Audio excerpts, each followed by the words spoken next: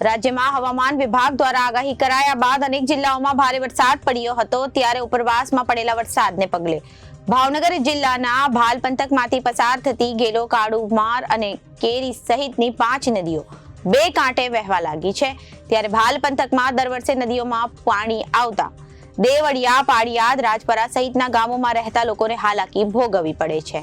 રાજ્યમાં હવામાન વિભાગ દ્વારા આગાહી કરાયા બાદ અનેક જિલ્લાઓમાં ભારે વરસાદ પડ્યો હતો, ત્યારે ઉપરવાસમાં પડેલા વરસાદને પગલે ભાવનગર જિલ્લાના ભાલ પંથકમાંથી પસાર થતી ગેલો, કાળુભાર અને કેરી સહિતની 5 નદીઓ બે કાંઠે વહેવા લાગી છે। ત્યારે ભાલ પંથકમાં દર વર્ષે નદીઓમાં પાણી આવતા દેવળિયા, પાળિયાદ, રાજપરા સહિતના ગામોમાં રહેતા લોકોને હાલાકી ભોગવવી પડે છે।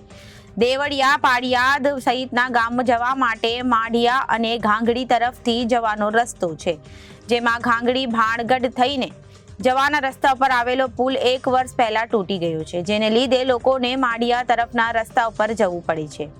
તેવામાં હાલ ગેલો નદીમાં પાણી આવી જતા કોઝવે પાણીમાં ગરકાવ થયો છે અને તંત્ર દ્વારા ચુસ્ત બંદોબસ્ત ગોઠવી દેવામાં આવ્યો છે, કારણ કે 2 વર્ષ પહેલા પિતા પુત્ર કોઝવેમાં બાઇક સાથે તણાઈ ગયા હતા અને મૃત્યુ પામ્યા હતા, જેને પગલે તંત્ર દ્વારા રસ્તો બંધ કરી દેવામાં આવે છે। અને જોકે હાલ પોલીસ દ્વારા બંદોબસ્ત ગોઠવી દેવાયો હોવા છતાં લોકો 40 કિલોમીટર ફરીને જવાને બદલે જીવનના જોખમે રસ્તો પાર કરી કોઝવેમાં કમર સુધીના પાણી હોવા છતાં કોઝવેમાંથી દેવળિયા, પાળિયાદ સહિતના ગામે જાય છે।